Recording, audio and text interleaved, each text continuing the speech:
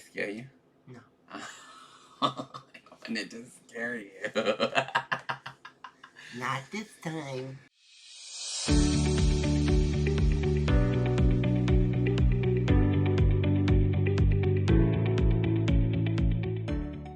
Hi everyone, and welcome back to my channel.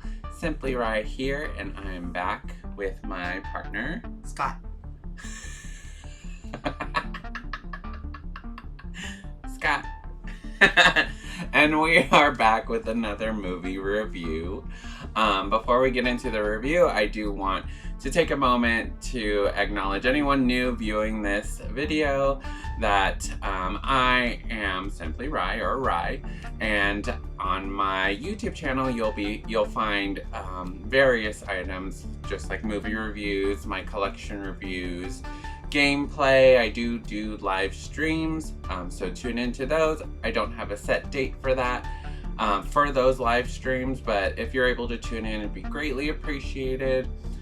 Go ahead and click the like button, subscribe to my channel, and the bell notifications so you can get notified for any of my future uploads or upcoming live streams. And then I also want to put in another little bit in there before you keep continuing with this video, that we will be possibly speaking about spoilers, so if you don't want to know about the movie, be sure to watch it first and then come back to our review. But we're essentially just going to talk about the movie and our thoughts and go from there. But today we are going to be reviewing Insidious, the Red Door. Spooky!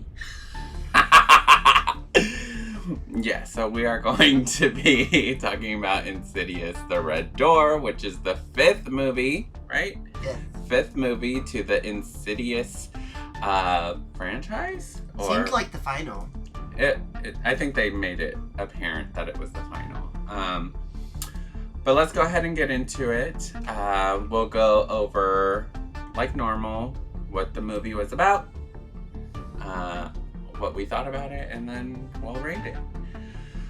I'll go first and just talk briefly about the synopsis of the movie. It continues from the very first movie with Dalton being a college student going off to college, and of course at the end of the first movie you see that they go they want to erase their memories, and they want to stop themselves from being able to astral project into the further.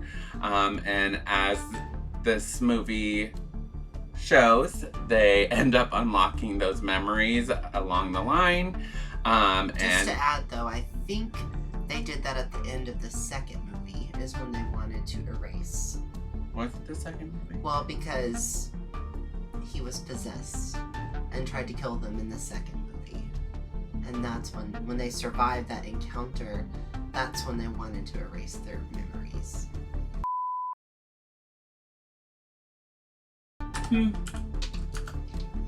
You're right. I guess I'm confusing the other ones. For some reason I thought they were all different. So, well, 3 and 4 are different, and they focus a bit more on the older lady. The older lady, yeah. Okay. Even though she dies, they still focus in on her. Yeah, so you're right. For some reason I thought it was just the first movie and then they transitioned. Well, so you'll have to watch the first and second movie to watch the last movie or be caught up on what the backstory is. For some reason I thought it was just the first movie, and then you can just skip the other ones and go to the last one. But going back to the synopsis of the film, they do excuse me, they unlock their memories of the further, and they're essentially learning this astral projecting again because they forgot their memories. And then the wife and the other siblings are keeping it a secret, and also the mom, who passes away at the beginning of the movie, but we'll get into that a little bit after this. And then they basically have to and the Insidious close the red door so the demon doesn't come through, and we'll go over that now. Well, so Dalton is going off to college, and when they get there, he learns that a girl has been roomed with him. And as Ryan was just saying as well, the grandmother has passed away, and that's at the very beginning of the movie. And Dad ends up taking Dalton to college. Just a quick little insert spoiler, Dalton's dad and mom are, I can't remember if they're divorced or just separated. So the two main characters, the husband and wife, they separated. Right.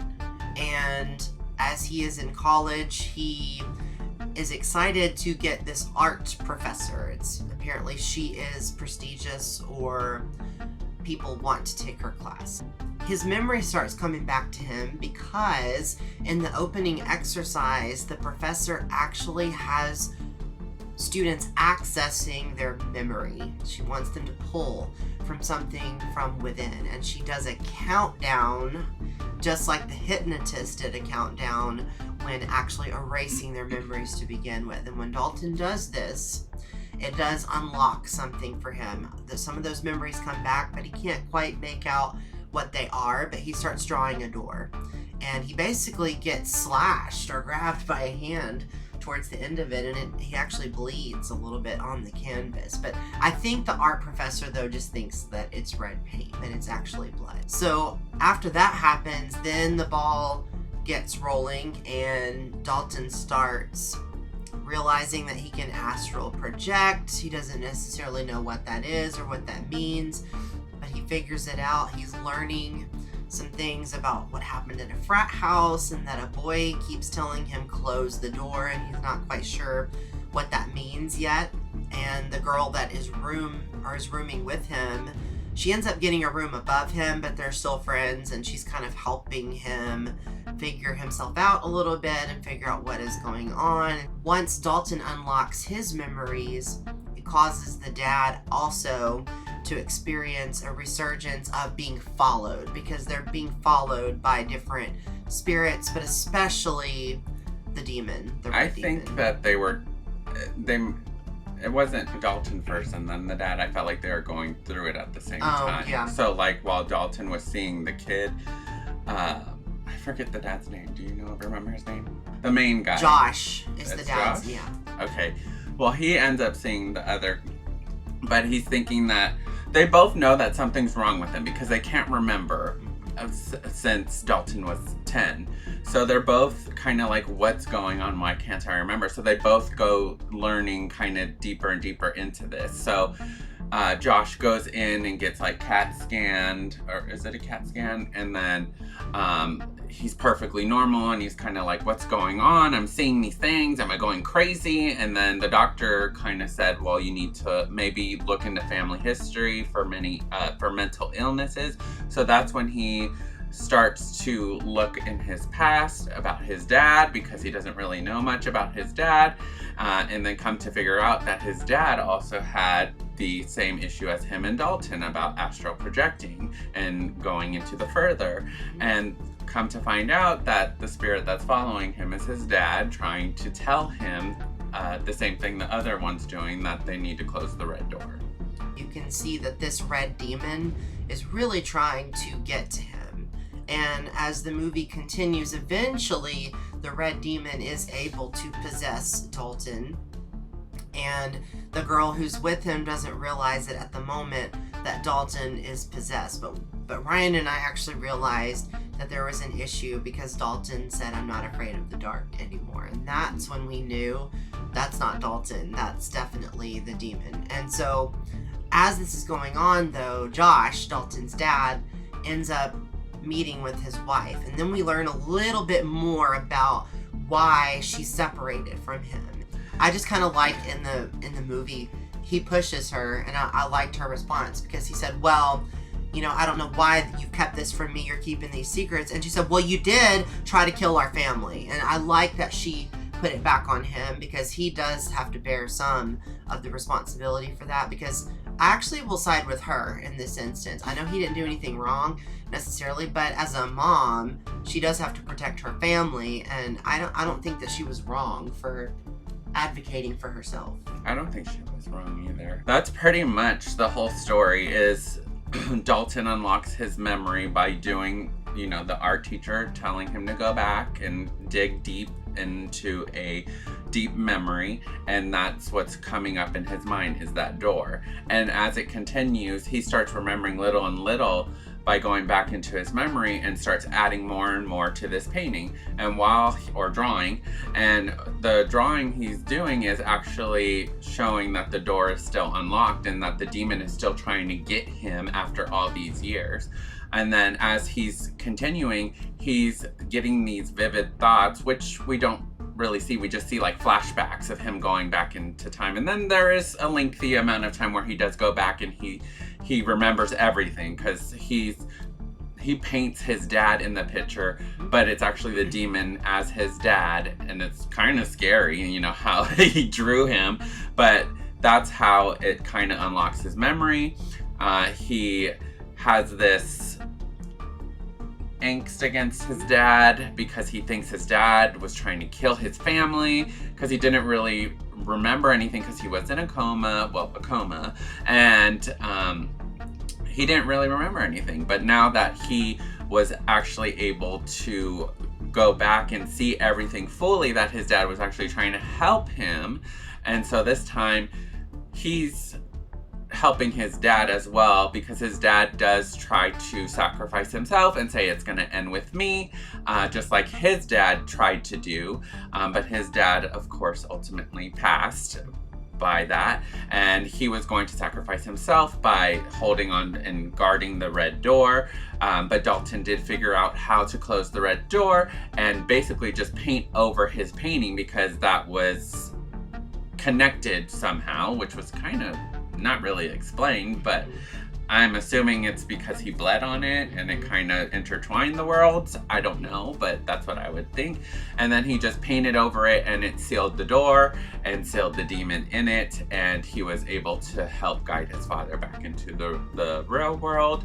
And that was essentially the end. They both came back and they weren't possessed anymore. It didn't really say anything else other than the older lady did make a reappearance at the end, just saying tread carefully. So I'm assuming that they still will be going back into the further. They're just not going to make any more movies.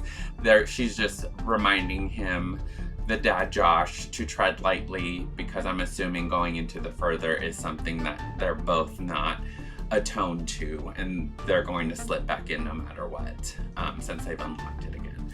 But overall, they did seem to have closed the story. It's the end of the Insidious films. Maybe they'll do some spin-offs with other films, but it seems like that's the end. However, I do want to talk about our ratings of the movie. I personally, and you did too, because we talked about it at the end of the movie, this was our least favorite of the films. It had some scares, but it wasn't as scary as the other movies, which were very scary. He maybe jumped like twice during the movie compared to all the other ones, but at the beginning, this one kind of dragged a little bit. Can I add something as well?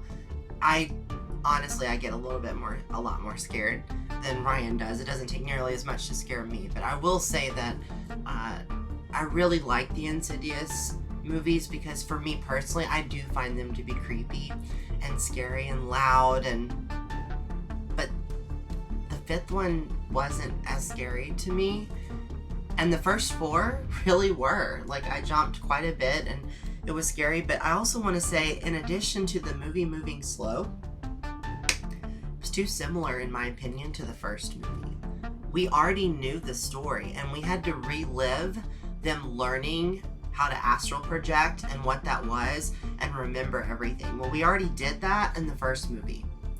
I also want to add, and I apologize for the Insidious fans that absolutely know the name, of every actor, and I should know who this actress is, and I do by face, but the lady who played the doctor that passes away in the first movie, to me, she really makes these movies. I think that her character adds a lot, and she's not really, of course, in the fifth one all that much, and I felt like her presence was sorely missed. She could have at least been in the further, because she was in there before when she was dead. We needed her, I think. Yeah. But I think overall, it was an okay movie. There's better Insidious movies out there. I probably would rate it a 6 out of 10 just because it did drag a little bit and it was kind of stuffy in the movie theater, so I was kind of falling asleep. But that's my opinion, and everybody's entitled to their own opinion, so if you enjoyed the movie, great. But in my opinion, I rate it about a 6 out of 10. I'm gonna rate it a 4 out of 10, and it's mainly because I liked the other Insidious movies so much more, and this to me was such a letdown compared to the other ones. That's why I'm gonna give it just a little less than half. I still think it's worth it to see it though if you've seen the other movies, because you want to, in my opinion, you want to finish out the story. You want to see what happens. But just compared to the other movies, that's the reason why I'm giving it a lower rating, because it dragged for me, and some of the characters I really liked didn't have a presence in the movie at all. And I think it could have been written a little bit better. But not knocking the franchise at all. Really great job. Just that fifth one, to me, I felt like it just could have been stronger. Well, other than that, I do appreciate you joining us today. That was our review on Insidious the Red Door. If you are not subscribed, please subscribe. We are wearing our Stay Kind shirts, so stay kind to yourself. Just remember that. I do appreciate you once again tuning in. Hope you have a great day, a great night, wherever you're at today, and Simply Rye out.